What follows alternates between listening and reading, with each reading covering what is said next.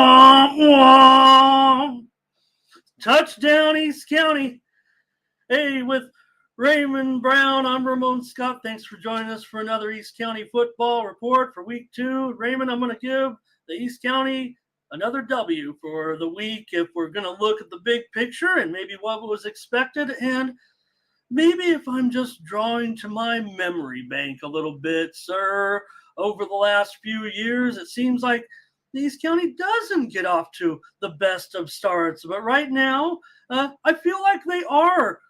I don't want to say overachieving. I think they are doing better than the last several years right now in these early season games. Could be a matter of scheduling.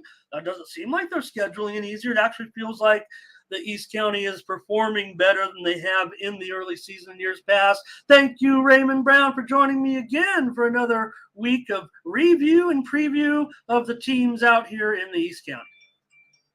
I'm very happy to join you, man. Oh, blessed and honored to be here. I need a little volume from you, Raymond. I hear you, but it's not quite loud enough. Sorry. Can you hear me now? Yeah, it's getting louder. Here we go. Keep it coming. Can you hear me now? Yeah. Boy, it was really good backstage, and now it's not as loud. Let's see if Here. Oh, there you go. Okay, hear me now? Great. Oh, great. Sorry, now we're good to go. Okay. Yeah, right. Man. The East County is buzzing right now, man. So many great teams that people are excited about. So many great matchups coming up. That I'm looking forward to. The East County is what the North County was a couple years ago. So I'm enjoying it, and I can't wait to get to it.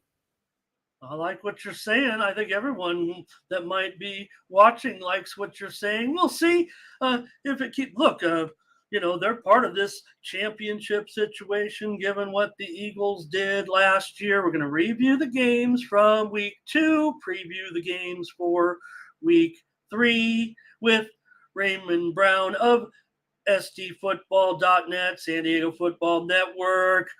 Talk about these games, look at a couple of highlights, and get the scoop from Raymond.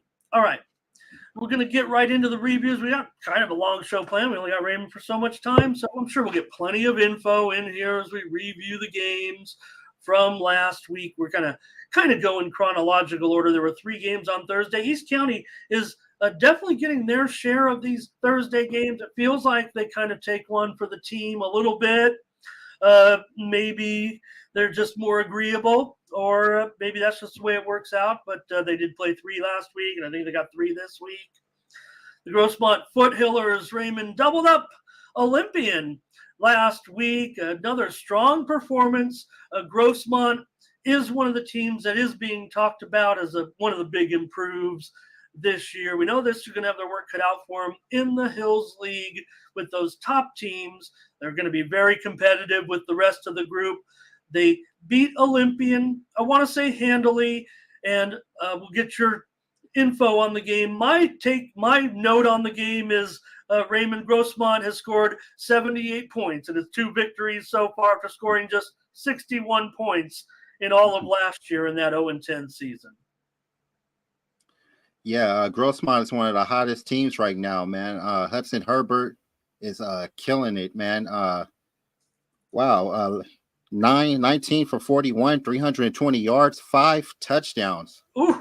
First in the county in passing yards. I mean, his top receiver, Cody Bigley, is killing it. 203 yards, 3 touchdowns, leading the county in receiving yards so far. Yes, He's a great big target.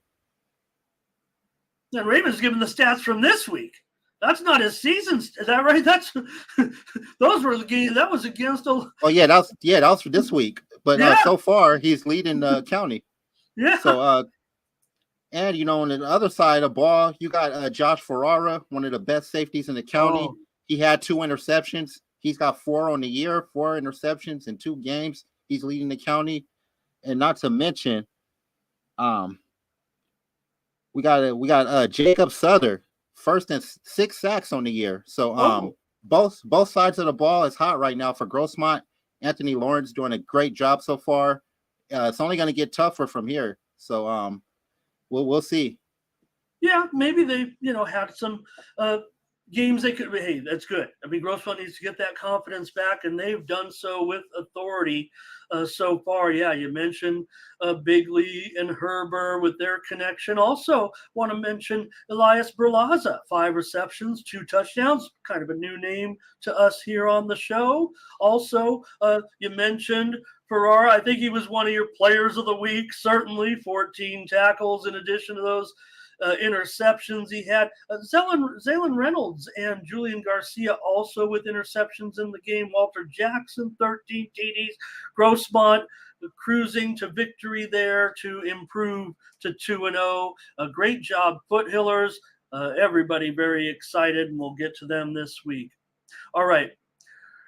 Raymond, the Kearney comments say, oh man, Monte Vista had a chance in this one. And again, this is a credit to the Monte Vista Monarchs for staying in this game against a good Kearney team and having a chance to tie the game. It took a stop of a 2-point conversion with 3 minutes and 10 seconds left in the game as Kearney held off the Monarchs 22-20.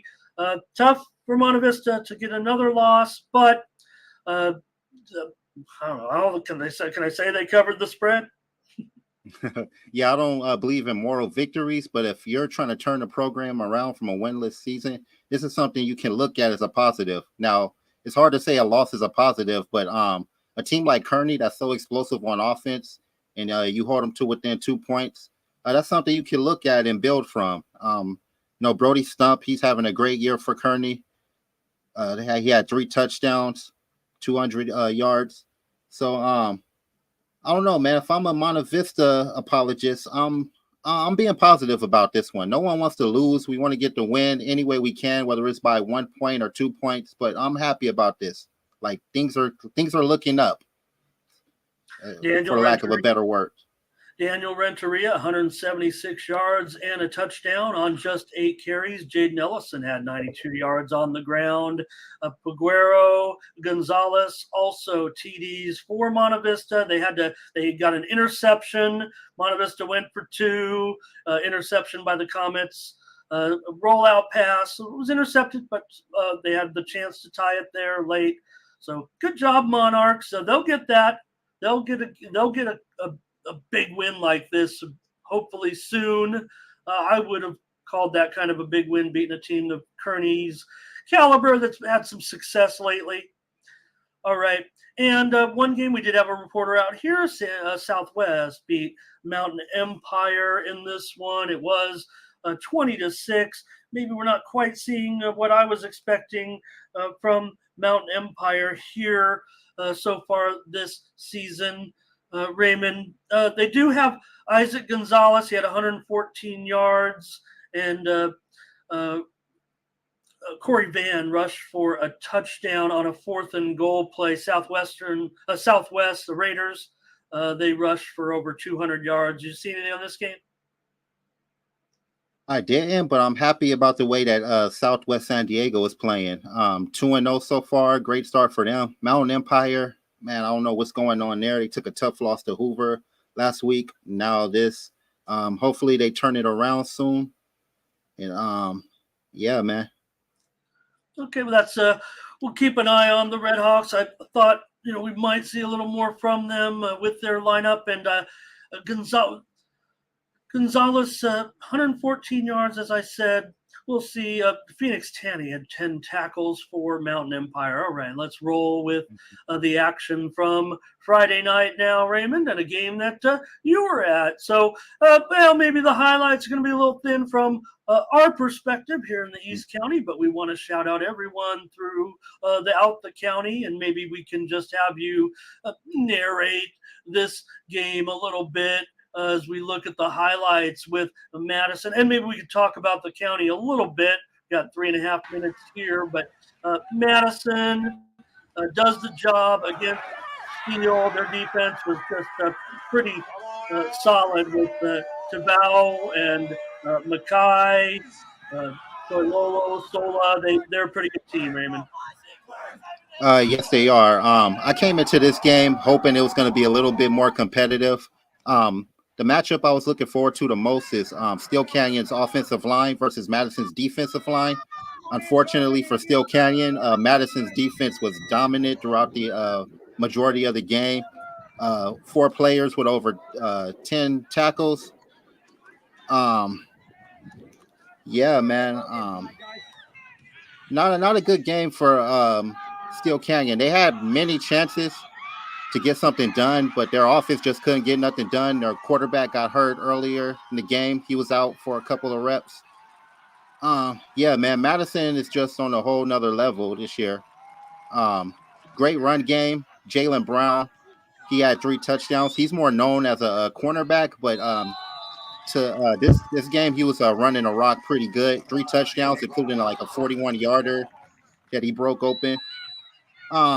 Yeah, man, not a good game for Steel Canyon, but I give Steel Canyon all the respect in the world because they are not afraid of anybody. They will schedule anybody, anytime, anywhere, and you got to respect that because we got so many teams that just want to get a soft schedule. Great hit right there by Montell Hughes. I didn't notice that till after the game. I noticed that. I was paying attention to the fumble.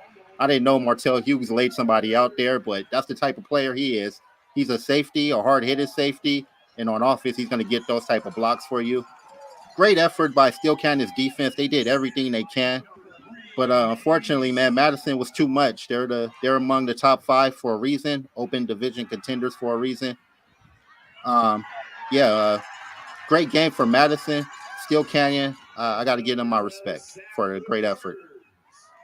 I gotta give you some credit for these great ground level highlights. I just wish you would have had a better game. We know Steel Canyon has been able to compete with Madison in years past. They'll be back. I would think here's a pro TV shot view of some good defense here by Steel Canyon. So the Cougars will get back on it. They do have a win so far, make no mistake. And we'll see them back in action this week. But Madison goes on for the win. Madison, great. Here's another one of those scores here. 3 touchdowns, you said, there on the night, right? In that one for Brown. Is he handling the workload there at back? Yes, Madison also got a couple of other players who can tote the rock too, but he's the primary ball carrier. And let me say this about Steel Canyon: they're going to be the team to beat in Division 2. I know they just graduated from Division 1. Coach Bone knows how to get his team prepared, and he scheduled these games for a reason. He's scheduling these great teams to get them prepared for the playoffs. And I think, man, they just keep going, keep getting better. They're going to be fine by the time they get to the D2 playoffs. But as far as competing with a team like Madison, who's probably an open division contender, I'm sorry, Steel Canyon. That was a great score bug, Raymond. I don't think anybody in the county's got a score bug like that. With all due respect, that's even better than the Saturday night local telecast being shown. Your score bug is on point. Oh, you're too nice. All right. I appreciate it. That was tight. Anyways, we'll be seeing more. Yeah, that's a good point about Steel Canyon. They've been stuck in Division 1. Not only have they been playing these tough teams as the program's had a little bit of a downturn here, playing tough teams week in and week out, but they were kind of stuck in Division 1, which ended up kind of in a one and done situations for them. All the teams get in the playoffs, certainly there in the last all the years in Division 1, and maybe now they can work their way up in Division 2 and be ready and in position for those playoff games. All right.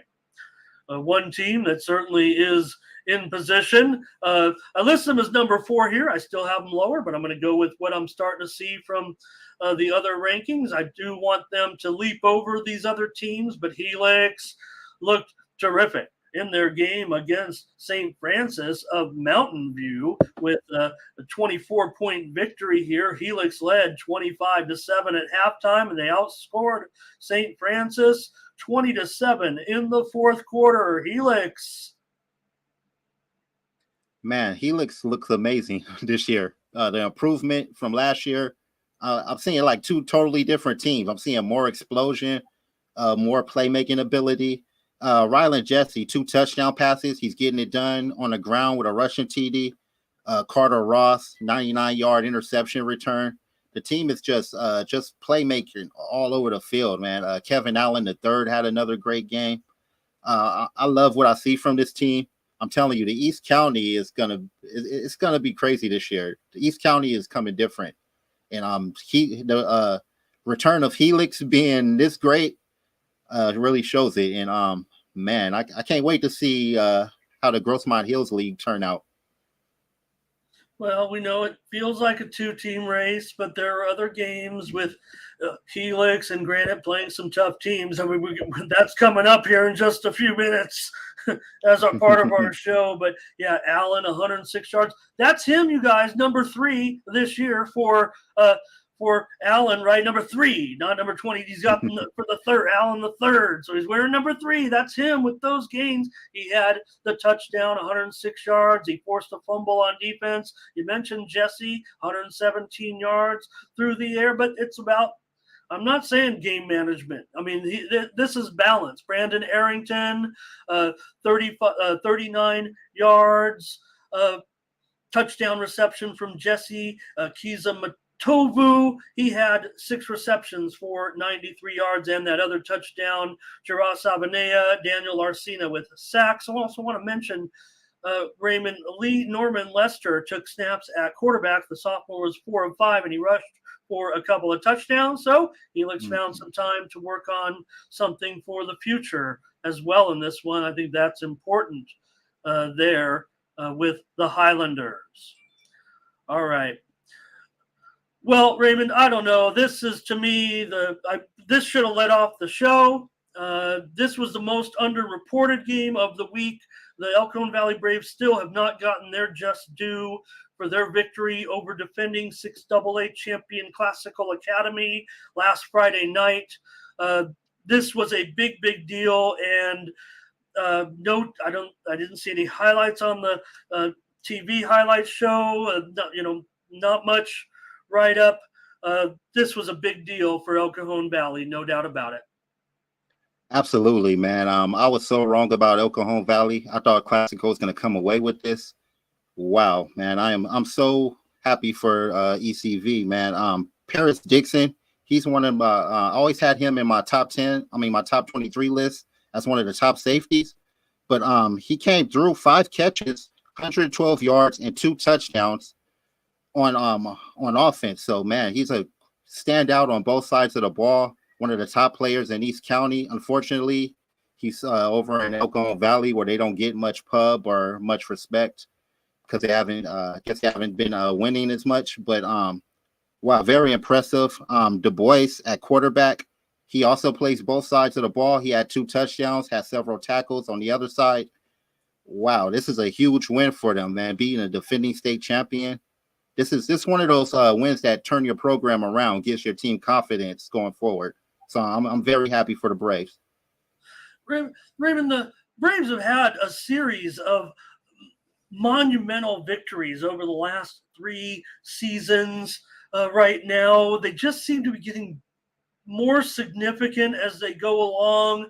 They maybe haven't quite passed over the hump yet, but where they are in the overall spectrum of the divisions in the postseason. Again, they are a championship contender in Division 5, so no doubt they're one of the best teams down there in that division. And to beat a team like Classical Academy, to me, this was the step. This was the step. Now, there is some negative news out of this whole situation I'll tell you about right now. But when you're looking at a team like Classical that built their program and made a run to the state championship, I don't want to fill the Braves' head. Let's just get one thing at a time, right? I mean, it's going to be tough enough just to beat some of those league teams in the Grossmont Valley League that, like I said, I have them ahead of those lower-ranked teams, but they still would like to beat a team like the Sultans, like the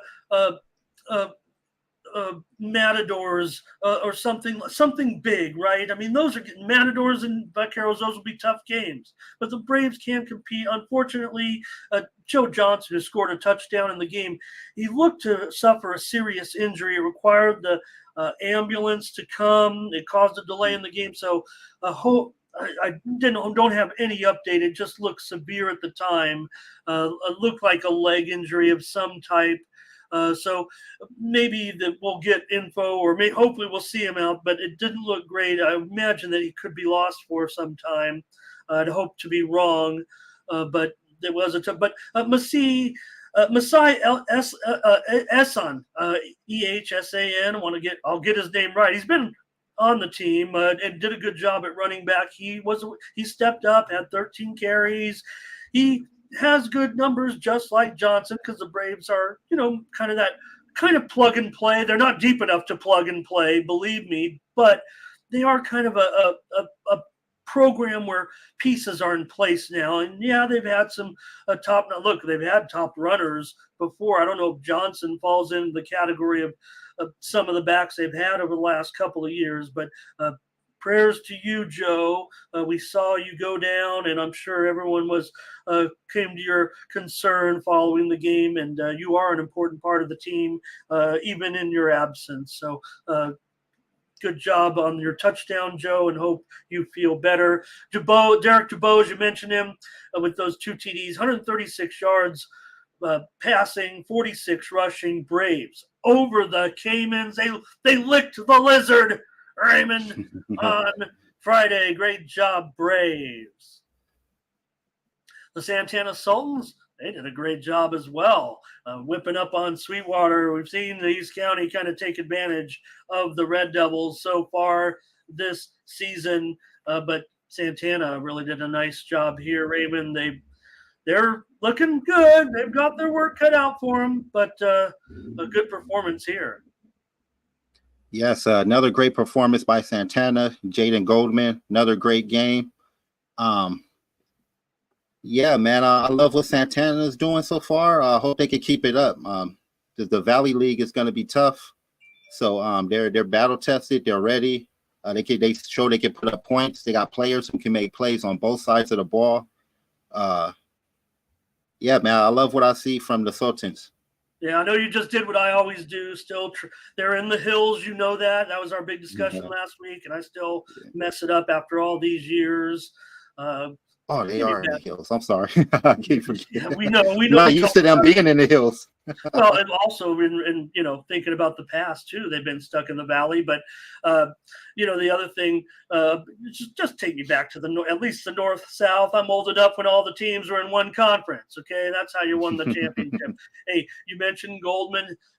Alex Rico also got in there. They combined for 132 yards passing. Trent Taylor had a 58-yard touchdown run. Took a while to get scoring going. First 4 possessions resulted in no scores, but then the Sultans got the touchdown. Also, Michael Valenzuela, this guy seems like he's a touchdown every time he touches the ball. He had a 40-yard touchdown reception for the Sultans. They're not too big on statistics there. You're not going to find them on the internet or anything, but we track this team, and they're looking pretty good so far. They try to keep a team concept. They're not all about the stats there or the big head, getting a big head or anything. And we know they've got the ground game with Benson as well. He looked good. So Sultans keep rolling here, 34-8. Gives you a lot more to talk about though when you publish those stats. Hint, Sultans. All right. The Valhalla Norsemen, and Raymond, I gave the Braves all their credit, and I think that the Braves would still be the #1 story of the week, but let's give Dominic Silva the top billing on the marquee this week for his performance against Mar Vista. Absolutely, man. 7 big ones. 7 seems to be the lucky number in the East County, man. You had Parker last week with 7 touchdown passes. Now you got Dominic Silva, 7 touchdown runs over 300 yards, man.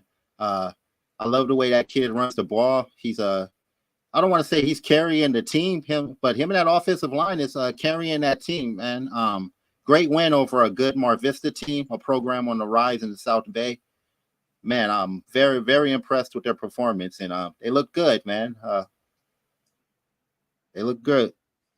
Yeah, good job again by Valhalla. This looks to be like I said in the show last week. East County, they had some success against Mar Vista. Yeah, the Mariners have, jumped up and beat the East County sometimes in the last few years, but right now maybe some of these teams, if Valhalla is getting a convincing victory like that, hey, great job, Valhalla, no doubt. But want to mention, you mentioned the 300 yards. We had someone we have them over 300 yards as well. Valhalla did report 252 yards, but it wasn't a record or any. We've seen Valhalla's had some pretty good backs over a year. Sometimes they've been in situations where they've really had that one back that's had big games right over the years. So it looks like Silva's that kind of guy right now. But you think of some of the names in the past, Valhalla running backs, and also want to shout out though Brandon Doctor. He had 3 sacks in the game. The Doctor was in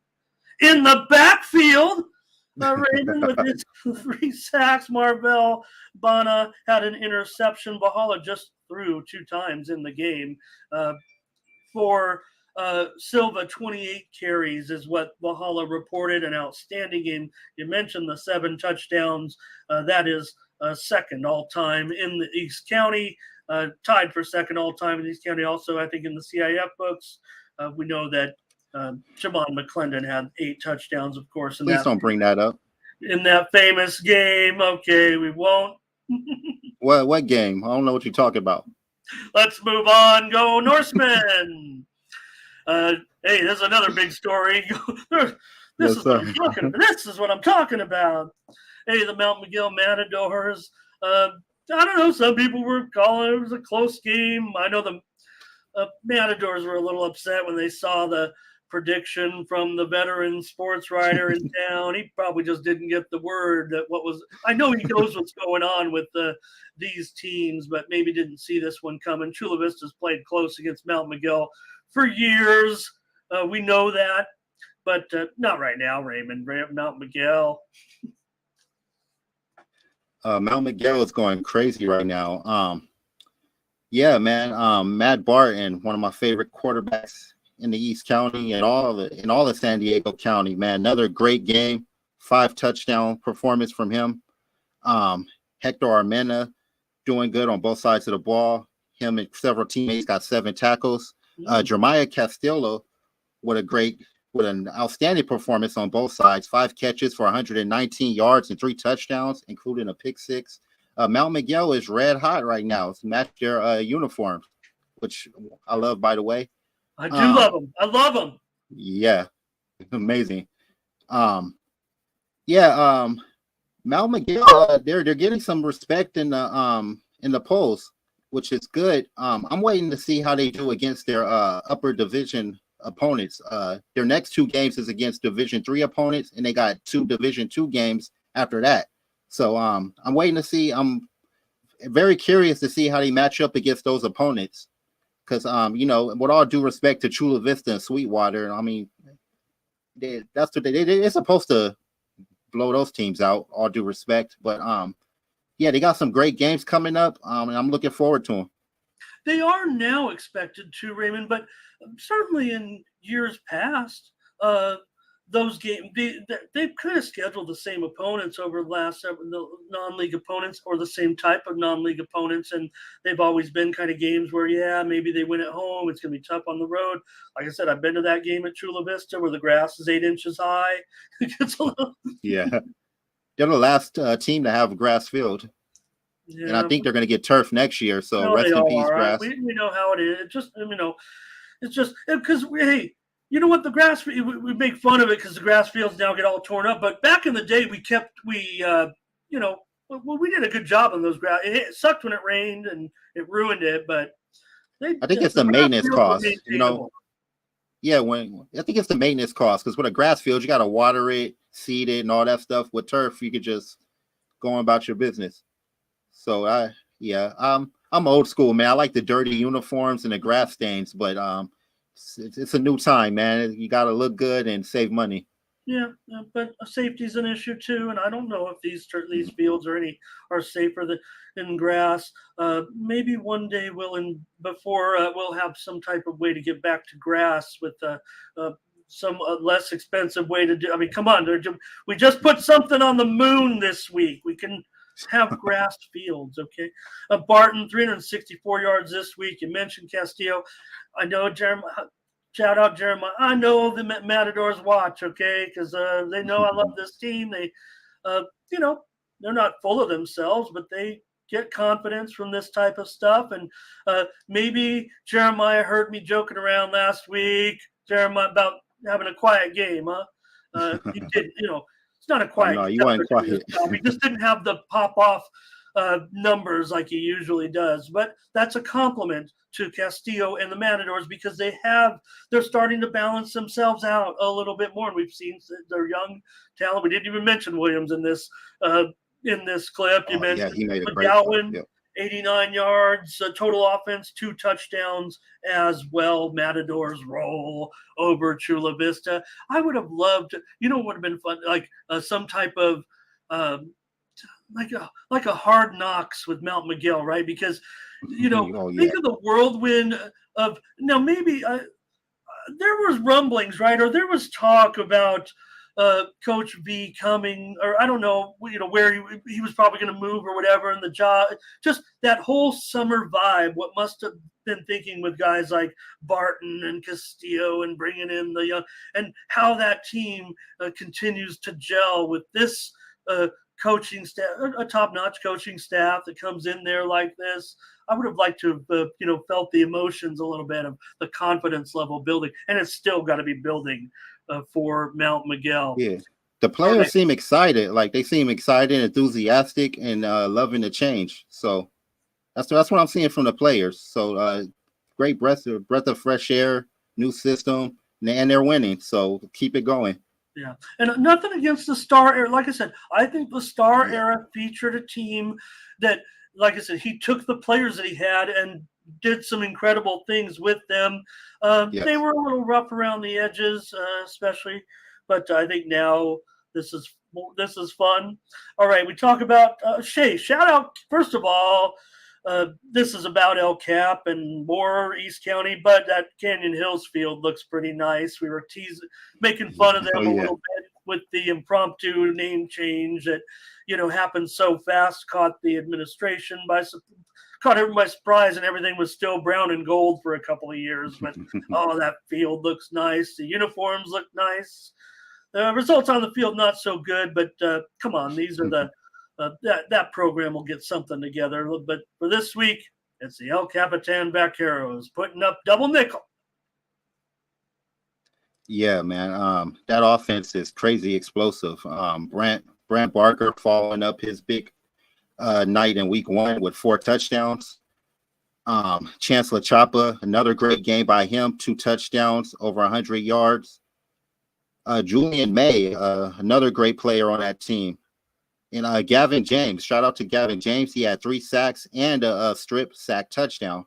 I think he recovered a fumble in the end zone. So El Cap is rolling, man. So many great teams in the East counties putting up a lot of points. I'm waiting to see how these teams fare against each other. It's cool to watch them beat up on these little guys, but I can't wait to get I want to fast forward into the future, see how these teams match up against each other. Slow down, Raymond. It's only August 30th. We want a football season to last. I don't know, man. I'm just anxious. So much talent, man. Well, there's a reason why we put the Mount Miguel and the El Cap. You're going to be, for several weeks, seeing those games reported, I'm sure, back to back in our show as the top contenders in the Valley League. Barker, he was just 7 for 7. That's all. Only threw 7 passes. You mentioned 5 touchdowns, 246 yards. La Chapa, May, you mentioned those guys. I'll mention Aiden Benegas, Garrett Luckenbill had touchdowns in this one. Also, Brady Geralaman. Is he from the famous Geralaman football family? Shout out if he is, or shout out Brady anyways. 5 carries, 103 yards, and a touchdown. Lukenbill also had a receiving touchdown, I believe, in the game. El Cap rolls. Talk more about them in a moment. Good job over El Cap. We knew it. I mean, we knew Canyon Hills. This was going to be a blowout, and we called it. don't know if we said this one was going to be a blowout. I thought West Hills was going to get this victory on the road over Coronado. It doesn't look like Coronado's quite what they had over the last 2 years, but really a strong job here by the West Hills Wolfpack. Raymond, 33-7 over the Islanders, Yeah, and was on the road, right? yeah, in Coronado. I was expecting this game to be a little bit closer. I was wrong about that. West Hills, amazing game against a great team. Kyler Oberg, 2 long touchdowns, a sack, a kick, a nice little kickoff return. So he was all over the field. Rodolfo Sanchez for Coronado had a great game. 132 offensive yards and a 51-yard touchdown run. Probably the only score of the game. But West Hills looking amazing. Yeah, it's hard to win on that island, especially with a great team like Coronado, who's well coached by Coach Hines and his staff. So that's a big win for West Hills. Very good confidence booster. Yeah, no doubt about it. Great job by the Wolfpack this week to get a big win over Coronado on the road. Look, this is a tough place to play. They've been involved in some good games where they got a good coaching staff. So, I'm not saying I was necessarily expecting a big victory like this, but that's definitely what we got from the Wolfpack this week. 33-7 over Coronado. So fine job for the Wolfpack over the Islanders. They scored in the first minute of the game. They were up 13-0 in the first quarter, and then led 13-0 as well at halftime. Scored a couple of touchdowns, I believe, in the third quarter as well in the victory for the Wolfpack over the Islanders. All right. Just going to mention this game, Raymond. I don't have too much on this one because I hyped it up as a possible blowout for the California School for the Deaf. And, man, they were in a battle with Foothills Christian. Listen to this. Foothills Christian took the lead in the third quarter, but the Cubs scored the only touchdown of the fourth quarter. Ben Hernandez, 141 yards of total offense, 3 touchdowns for the Knights. Cameron Brown, 81 yards for the Knights as well. Nicholas Cardinale, 61 yards rushing. Sophomore Hunter Hamilton had a team-high 11 tackles. I was hoping that maybe the TV station would go out there and see this one, but they didn't. But, again, California School for the – this is a good performance here, I would say, for Foothills Christian. I don't know if you have anything on this one, Raymond. I'd say I was wrong. I thought the team from Riverside would win much more handily, given their Yeah, you were hyping them up pretty nice because of their 80-point state championship win. But Foothill Christian hung in there. Unfortunately, they couldn't get the win. No moral victories. Bounce back next week, man. Learn from it. Come back next week. Come stronger. Yeah, well, look, I'm going to look to check California School for the Deaf results in the coming games and see if they're still cranking, because that will be a good sign for Foothills Christian. Remember, Foothills Christian has been a championship contender pretty much in every year of its existence in 8-man football. They've been up against, some tough regular teams that they end up matched up with at the end of the season, such as Jewish Academy, always ending up in these great late season games in 8-man football. All right, we had one on Saturday, I do believe, here with the Christian with a nice win here over the Bishops Knights. They jumped the Knights 20-10. Christian gets this win. Nice, pretty nice job here, I'd say, to get this victory. Raymond, the Eads brothers look like they're part of the plan this year. Yes, a great bounce back win for Christian after suffering that loss to Mission Bay in week 1. Yes, the Eads brothers, man, both of them, some great ballers. Brady had 2 tackles for loss, 2 touchdowns, 8 tackles, over 100 all-purpose yards, helping lead the way for the Patriots. I like it. Great win for Christian. Bishops, they struggling so far this year, 0-2 start. They got blown out by their rivals in La Jolla. So, yeah, I'm looking forward to see how Christians respond to this one too. Yeah, I'm expecting more. I'm worried, just 20 points, but still you're on the road. So Spencer Johnson, Jr., 12 of 15 for 168 yards and those touchdowns to one to Dillon, 37 yards, one to Brady of 5 yards.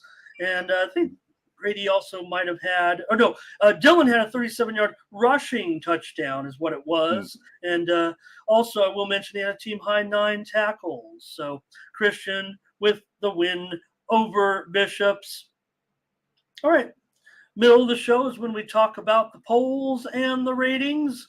And we're going to bring up the current UT poll and compare it to how Raymond voted and maybe also maybe how I voted. Or I didn't vote, but my poll is listed as a top 20 on eastcountysports.com. So that's the way I'm going about it. But this is the poll this week in the UT. Now, last week we saw a couple of voters, whoever they were. One was on Granite, one was on Cathedral with first place votes. They've rescinded that. They've some either on Lincoln or Carlsbad, the 30 voters.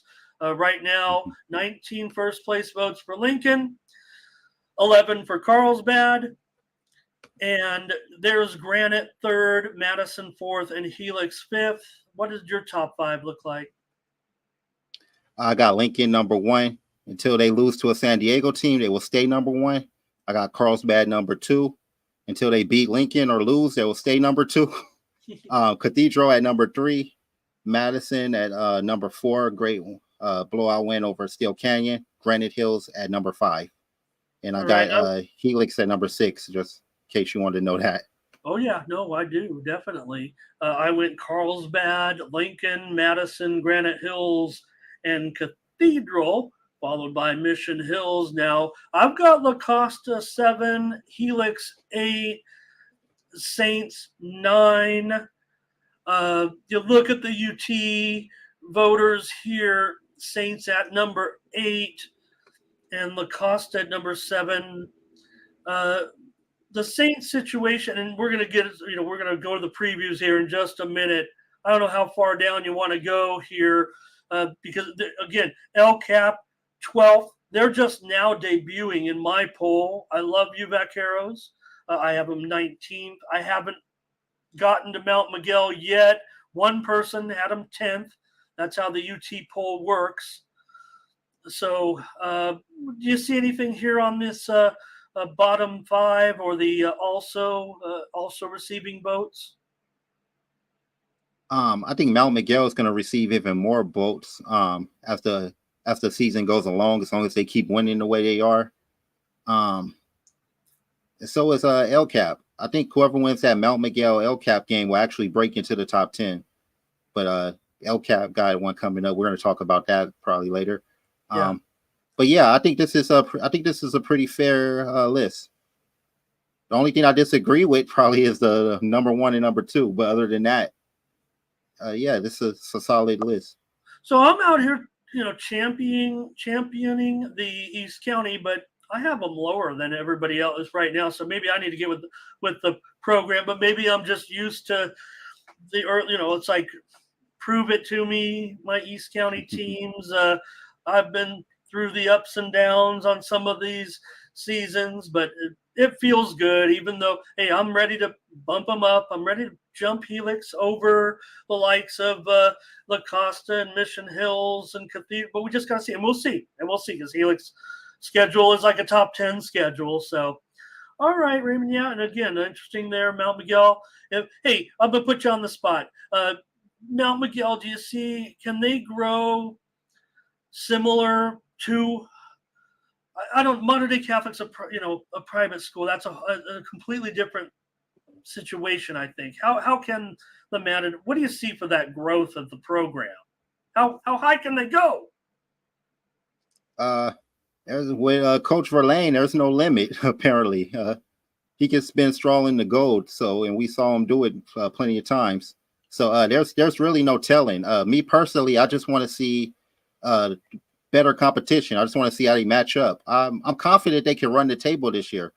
I really only see 2 losable games on their schedule, and those 2 games I also think they're winnable. So it just depends on them. They can go as far as they want to go as far as this year.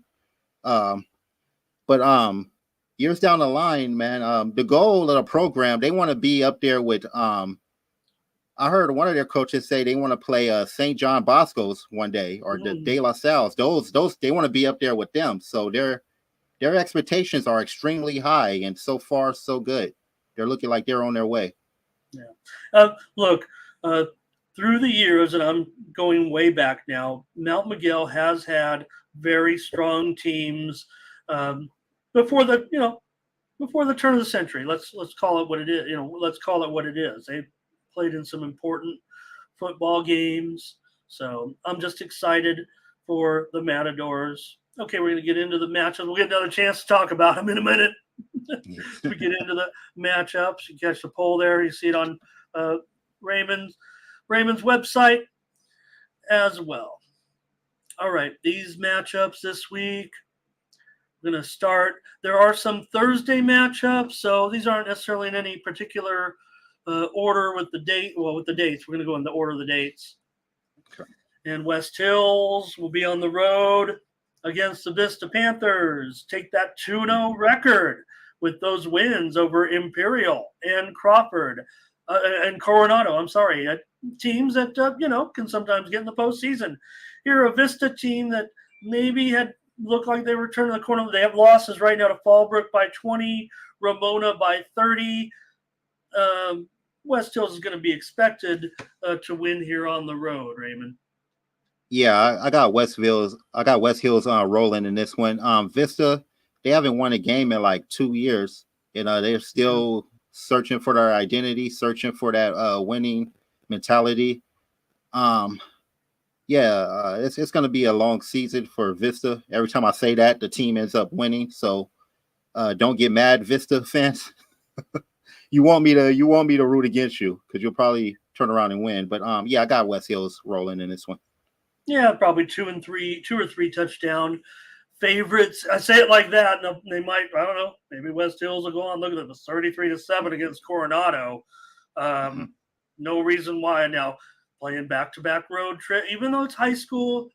If anything, sometimes it's a bigger issue than college and pro teams. I know when it's a mismatch, it's not, but still going to play another long road trip. East County teams going to the North County. I've seen a few games with East County teams in Vista in my life that didn't go our way that were expected to go, but not this time. West Hills will win this one by several 2-3 touchdowns at least, I would think. At least, especially given off last week's performance. All right, next up, it's going to be the Montgomery. This is also Thursday. I don't mind this, because Montgomery going on the road against that Mount Miguel club. And Mount Miguel will be a pretty big favorite here as well, I would think. Raymond against Montgomery. Yeah, this will be the toughest out of the three. Do I have their site right?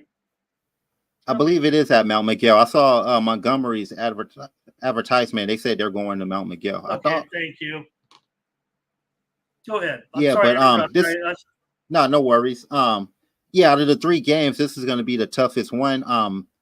Montgomery got a great defense. Raul Moreno, he had 3 interceptions last game. He's a DB. They also got a great defensive lineman in Mario Corrales. So if those two, if they could utilize their skill to try to slow down Mount Miguel's offense, they might have a chance, but I highly doubt it. I think it's going to be another blowout win to a South Bay team as we get ready for the big one in the next week.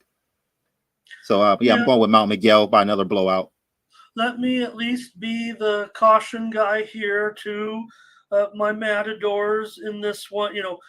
We know that Mount Miguel, very competitive, but not quite up to speed in previous years with teams like West Hills, Santana, Elcat, right? And Montgomery lost to Coronado 22-21.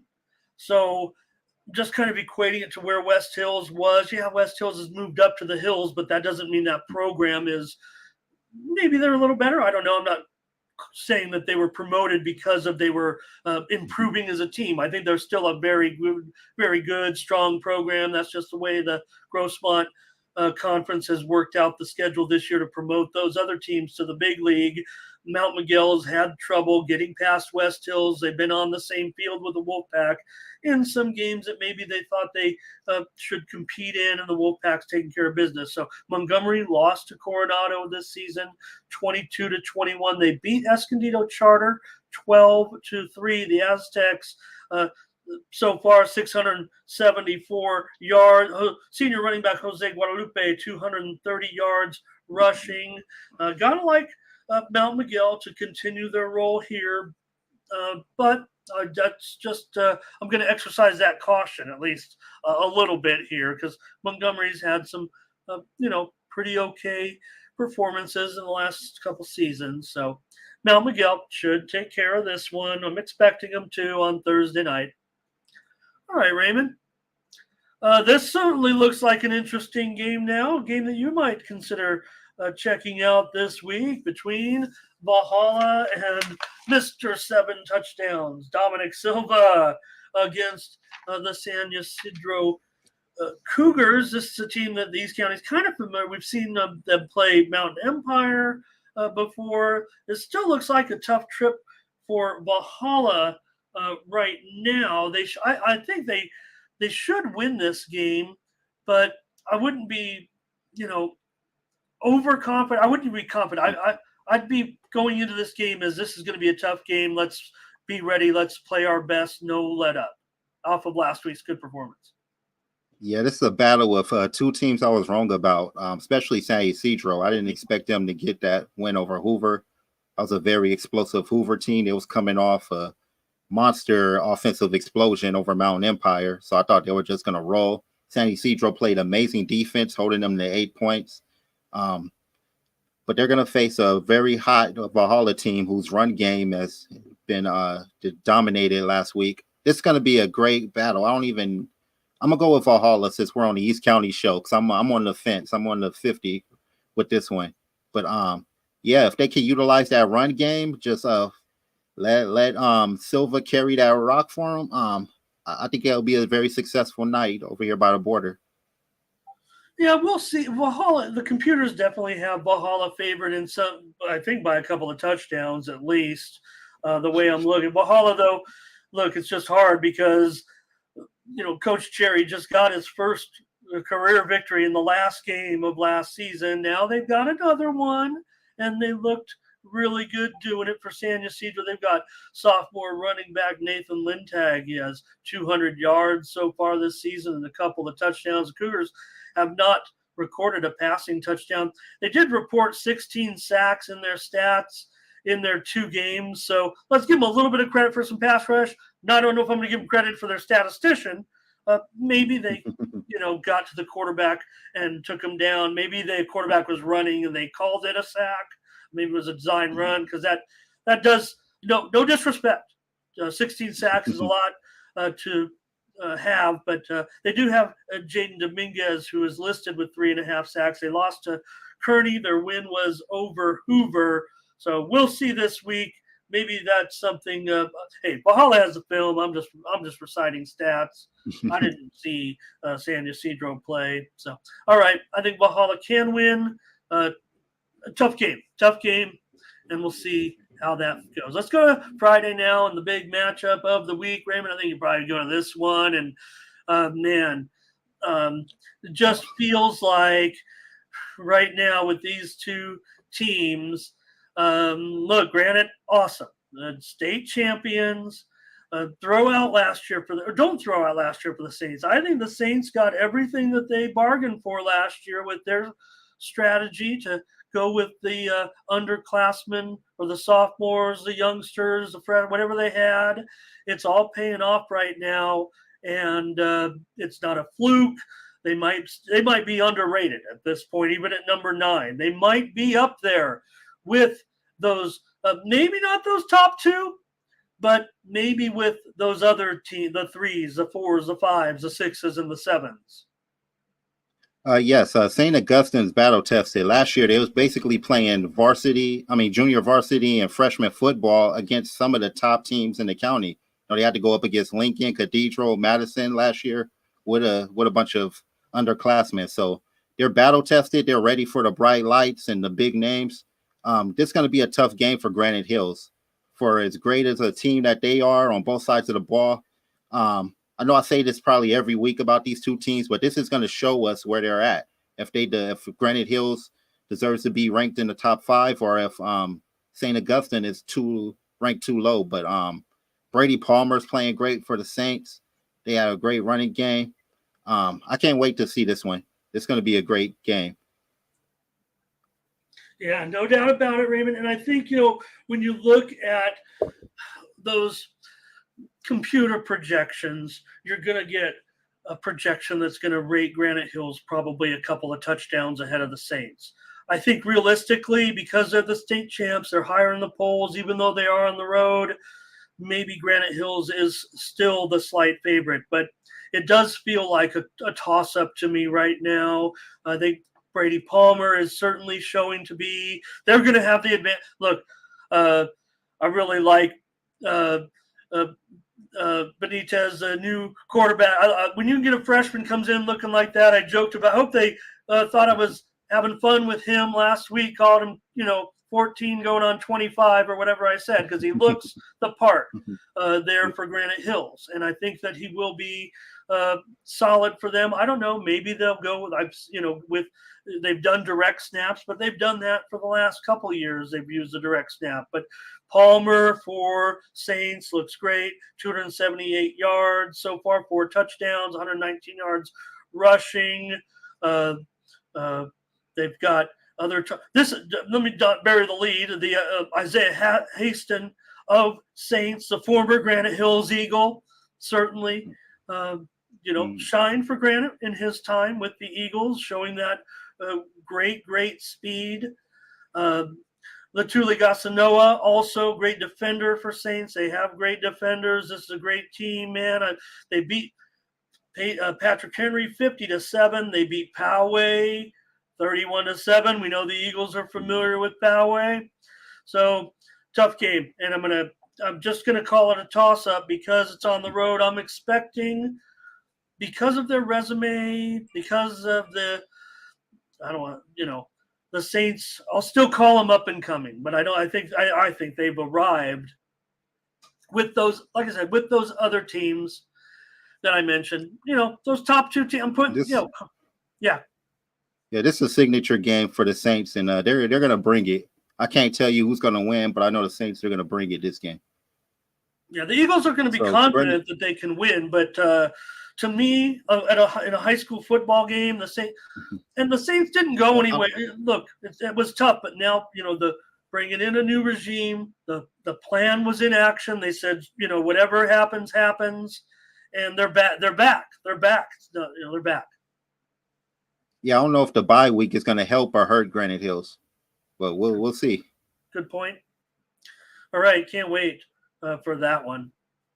Can't wait. It was another matchup. I put this one up here because the matchup of the top 20 teams in my poll, and I think both were a little bit higher, I think, in the poll we just looked at. I don't recall, but still, it doesn't matter. Both teams 2-0. La Jolla, they're not down. Come on.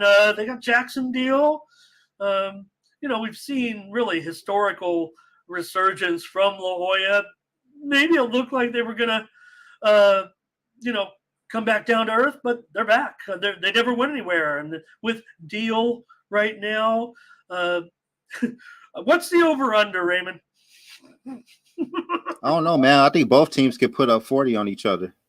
La Jolla's offense is amazing, man. Deal's having a great year. They got a great running back in McGill. Just lots of talent. This is going to be a great game. A great. I hope this is a high scoring one. It looks like it. Both teams can put up points. So great test for El Cap. Great test for La Jolla. La Jolla kind of got away with one against Scripps Ranch. I thought that game was going to be more dominant for La Jolla. So that kind of concerns me right there because I think El Cap's a way better team. They're capable of putting up more points. This is going to be tough, man. I'll go with El Cap. I'm going to go with El Cap. I'll go with El Cap. They are the home team here, so I think that does give them a little bit of boost here in this one. Look, La Jolla, got to respect what they're, like I said, they're back with Deal, 481 yards, 5 touchdowns so far. Do note the 3 interceptions, and I think El Capitan has a decent secondary to keep it going here, but I think the computers are kind of pointing to La Jolla maybe as still being a favorite despite being on the road. Their power rating looks a little bit higher, I think. But, man, I just feel good about what El Cap is doing with their combination of Barker and La Chapa, and they're still getting other contributions from, you mentioned May, right? Kind of overlooked in a way. But Deal also, though, watch out for him. 3 rushing touchdowns and 230 yards rushing so far, and he's got a handful of receivers. He's got more receivers and making an impact, I think, than Barker does right now.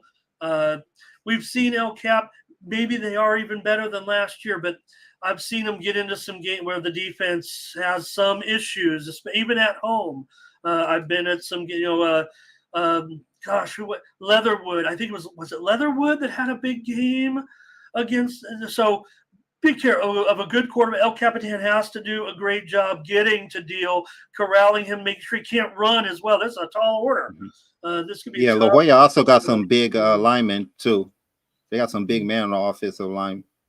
Underrated game of the week right here, I would think. Yes. And maybe they can, like I said, El Capitan can give it up sometimes. That's what they have to do. If they have to just stay one step ahead of them with offense at home, however they can get it done, just fine. I would prefer if they could. I would prefer. I don't care how El Capitan gets it done, but boy, 31-28 would look a lot better than 49 to 39 or 43 to 41 or something like Air that. It out. Can't have it all your way. All right, here they are. Look, no disrespect. I'm a Highlander. I've got him at number 8. I'm using my poll on the show here. Raymond, you've got him higher. Everybody in the polls got him higher. I'm the Helix cynic. I'm not a cynic on this team. If anything, I have been a bit cynical about the last couple of years, but only because I want to win championships. I'm a Highlander. So anyways, Raymond, I'm kidding around, of course. I love my Highlanders. They're taking on, this is Red Mountain this week. From Arizona, right? Yeah. Mm-hmm. Yeah, it's one of the best teams in Arizona. It's going to be a tough game for Helix, but I see him getting it done. The way Helix is playing right now, I'm very impressed, man. They're just more explosive, more faster. I got Helix winning in a close one, but Arizona is tough. Red Mountain is a tough team from Arizona. They've came out here and beat some of our best teams, so I wouldn't put it past them, but hopefully Helix gets it done. Yeah, the 15th ranked team in Arizona, but against the Highlanders, you're talking about now a top team in the state, ranked 37th right now. Red Mountain, they won their first game of the season over Mesa of Arizona, 41-37. So, by the way the Highlanders are clicking right now, I still think that they should take this game. They're not afraid to schedule either. You mentioned it. In that opener for Mesa, they were able to pass for 140 yards and rush for 112 yards. So pretty controlling situation with their offense. And I think Helix better take this one. But again, they're not afraid to schedule, bringing in this team from Arizona here. Just the information that I have reading up on them a little bit. And I'll take the Highlanders as well. We better win this one. We better. All right. Grossman, look, they're doing a nice job scheduling. Palo Verde Valley's had their share of okay teams, but I think for Grossman, let's just keep getting these wins under our belt. They should take care of the Palo Verde Valley here, Raymond, in this one. The way Grossman's looking right now. Yeah, I got Grossman in this one. Paulie Verde Valley, coming back to where they won the D5 championship a couple years ago. Yeah. But I don't think they're going to get the win this time. I don't think they're going to be celebrating on the field in this one. Grossman is just too hot offensively and defensively. Paulo Verde, they've lost a lot of their seniors who ran that offense, who helped run that offense great. And defense, they lost some great defensive players as well. They had some double-digit sack guys on their defense for those 2 championship years back to back. So I think it's going to be 3-0 for Grossmont heading into next week's big, monstrous East County game. How about it, Grossmont? We're going to do it. Go 3-0. Palo Verde Valley lost to Calexico and Coachella Valley so far. So it's going to be another fun night for the Foothillers. They'll take care of business here. I think the computers probably have them by, 4 touchdowns or so in this one. Yeah, I would think so. They'll be able to handle Palo Verde Valley as the fun continues with Grossmont this year. All right.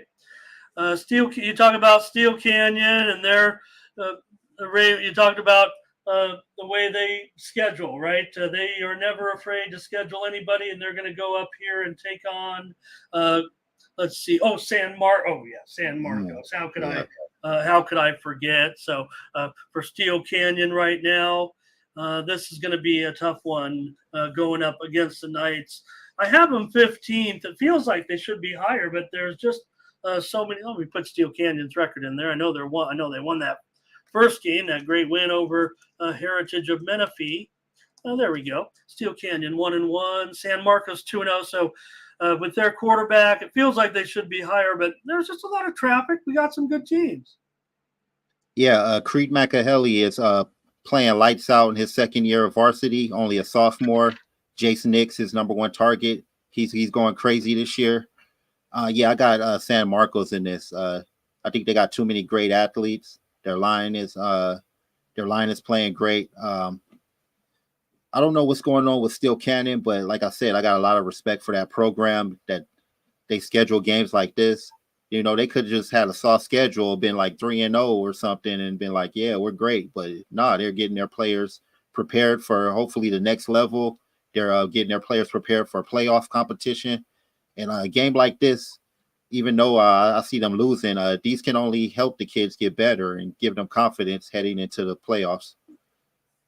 Yeah, 7 touchdowns for McAhaley so far. You mentioned Nix. They also have Paul so far with 3 touchdowns as well. The thing about Steel Canyon, they can sometimes control the ball a little bit, keep the game respectable. It's just finding the end zone and matching scores. You see even against the matchup against Madison, 33-7 was a bit of a grind for the Warhawks, even though they got it done pretty convincingly. Steel Canyon can get you into a bit of a knockdown, drag-out game. It's just going to be tough on the road here. Yeah, they have to find their identity on offense. That's one thing that Steel Canyon's defense is okay. I think from what I saw, they don't have their identity on offense yet. So hopefully they're working on that, and maybe we might get a better result here, but I doubt it. Yeah, no, I mean, when you've relied upon a superstar like they have over the last couple of years, look, they're still going to they're still going to hold hang their hat on that run game, certainly. And you mentioned their quarterback. What did you think? You mentioned an injury there, Raymond. He came back. Can you tell me what the situation is at quarterback for Steel? What they're doing? Not necessarily the injury, but just in theory, offensively. I don't know. I think they're going back with the original starter. He came back during the game, so they'll probably go with him. Or if he struggles, they'll probably rotate it because they only put up 7 points last week, and that was late. That was late in the fourth quarter and in a run game. So I don't know. They might just go with they run, just have their offensive line lead the way and try to get the run game going. That's obviously their biggest strength. But man, the way they played against Madison, almost getting shut out like that, like I don't know. They got to work on it. What was the balance like? Would they attempt a longer pass in those long yardage situations, or were they more resigned to just try to get as many yards as they can? And I think they were trying to get the run game going because the offensive line is the strength of that entire team. So I guess they were just trying to like overpower the Madison's defensive line, but Madison wasn't having it. They got too many great players on there, and they was winning those battles. Okay. Yeah, no, that's understood.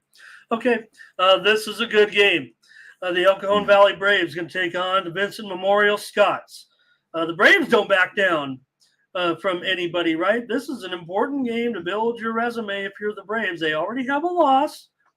I know we were hooting and hollering about the win or at the top of the show, and they're very deserving of that a victory, but they still have a loss. They don't want to be 1-2, and they're definitely in a tough matchup with Vincent Memorial, a team that's proven to have success for the last several years, year in and year out. Yeah, making that trip to the Imperial Valley is tough, man. It's tough for me as a reporter going out there trying to cover a game, so I can imagine what it's like for teams. Hopefully, though, El Cajon Valley can get their second win, go 2-1, and build from there. I don't know much about Vincent Memorial, but I do know it's going to be a tough game. So I think it's going to be El Cajon Valley in a close one. Yeah, for Vincent Memorial this season, they still have Jacobo Elias still doing it. He's averaging 137 yards rushing per game. So he's still the man there. I think that's what you can say about Vincent Memorial. I mean, he's been a star so far. He's playing quarterback, 353 yards through the air, 6 interceptions. You hear that, Paris? 6 interceptions so far for Jacobo Elias. So the Paris Dixon alert is on. He finds his way to the ball, Raymond. That's for sure. Yes. So let's try to take advantage of that this week. But look, when Elias isn't throwing it, he's running it himself. So that's something you have to. I actually got Elias as one of my top 23 quarterbacks. I forgot all about that. So, yeah, I'm not surprised he's having an okay year. Yeah, you could say that again. So far, 625 yards of total offense. Wow. So that's how they'll have to carry it. Well, so far for the Scots, they lost to La Habra Sonora 14-7, and they beat Monte Vista. Remember, the game against Monte Vista, we kind of counted that as a good game for Monte Vista because Monte Vista was in the game and Vincent scored their 2 scores to pull away kind of late in the game. Monte Vista was in that game for quite a while. Again, they were probably an underdog in, even though they were at home against Vincent Memorial. So, okay, go Braves. Tough trip. Yeah. Saw one team last week. I'm trying to remember what they had. They ended up. I think it was. They canceled the game because they couldn't make the trip. Yeah, they were worried about the hurricane. That was Brawley. They were supposed to go to Scripps Ranch. Oh boy! But yeah, they were concerned about the Hurricane Hillary, and they ended up canceling that game. Yeah, that's understood. Okay, Holtville is going to take on. This is the rivalry game for Mountain Empire, but and they've got them at home. It doesn't feel like a game that right now Mountain Empire might be equipped to win. I don't know if you have too much on it. The computers probably have this one by at least 3 or 4 touchdowns, I would think, for the Vikings this season. Yeah, the only thing I know about Holtville is they have a great lineman named Hilfiger. Yeah, I got Holtville winning this one. Mount Miguel going 0-3, unfortunately. All right. Well, hopefully we can look at. This is the game where the whole, campus, the school. This is if you're going to get up for a game, pull off an upset. Mm-hmm. This is the one that you could do it. They call it the H word in Pine Valley. They don't even say the word Holtville this week. All right. Wow. Well, we'll see how this one goes. Don't know too much about this team coming in to take on Monta Vista. It's going to be Corona, not Centennial or anything like that. This is Corona, California. So it's probably a manageable situation here for the Monarchs. They've invited their share of out of region teams in the past. Even teams from Arizona have come in to take on the Monarchs in the past. So in this one, Raymond, I don't think I have too much on it, but trying to see if I could get some I kind hope of the info. Monarchs get a win. That's all I can say. I hope the Monarchs get a win. I don't know much about Corona, but yeah, Monta Vista is due for a win. So Okay, I hope think they this can get one, it. no problem. We'll see. Corona does come in winning their only game so far. Maybe I could just take a peek at the ratings here. Yeah, Corona's going to be a favorite coming in here on the road, despite being on the road here in this one. They're max prep 670th in the state, Monta Vista in the high 800s. So their win was over Big Bear, 48-41 in a home game in their opener last week. For Corona, the Panthers, they did have over 400 yards and they passed for 3 touchdowns and rushed for 4 touchdowns in the 48-41 win over Big Bear. And one more I'll just mention. I don't really have anything on this, but we'll see. Foothills Christian will take on Windward in action this week. Windward from Los Angeles, right? Yeah. Okay. At Foothill Christian again. I don't know. They played an 80-point team pretty closely. Maybe they'll have better luck this time. Well, look, I don't want to. I'm not going to comment on it yet. Again, Foothills, they do publish their stats, so we do have a little bit of information on them. But Okay. Again, this is an 8-man game. We don't hear that much from Foothills, really. But like I said, I do give them a lot of credit for hanging in that game, certainly. And I think that does say a lot for them moving forward. So, all right, Raymond. Let's see here. I wanted to point out. Let me see. I hope we got them all this week. Okay. All right. I think I'm ready to roll. I wanted to highlight some of your featured players here. I had a little bit of notes here, but my computer's go crawling a little bit. All right, here we go. I want to look at maybe your top players, but I have just let's see, another game here from the action on Saturday. Oh, it's Christian and Scripps Ranch. That's what it was. Okay. Because Christian is going to take on the Patriots. That was the thing there. That's why the situation with Scripps Ranch last week stood out to me. But Christian, they are certainly familiar with the Falcons, and they're going to come in here and take on Scripps and Coach Gardenera. What do you know about them this season, Raymond? I know they had lost that first game we mentioned in that tight battle. The way they played La Jolla so close, I got confidence they could win this game. The way Scripps Ranch played La Jolla, I think, because La Jolla is a tough team to keep to just 14 points. So if that defense could perform the same way, I think they'll win that game. Yeah, Christian's definitely ranked higher right now, but you're going to have to throw in some home field there with Scripps Ranch. And I don't know, you just feel like with their program the way it is, they could compete. I was happy that Christian came back and had a good performance in week 2. I was worried after the loss to Mission Bay in the first week. Turns out now it looks like Mission Bay actually is still going to be pretty decent. We were worried a little bit, and then all the big talk about the basketball play. They're great athletes, so yes. That didn't take much. But Christian then with the bounce back to beat Bishops last week. Tough game. I think Christian probably expects to win, and it could be tough, though, in this one. They are expected to win, though, I do believe, the way I look at it. Looks like one of the computers may be favoring Scripps Ranch here. Maybe one of them's favoring Christian. You never know. That's tough. Okay, I'm going to get to a little bit more, another feature here real quick, then we'll get you out of here, Raymond.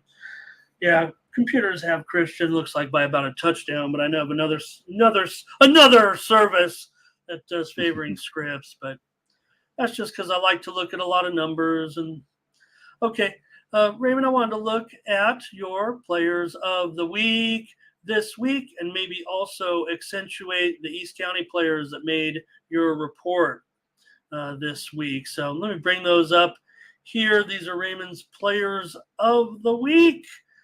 And let's take a look at these. All right, and we'll get you out of here.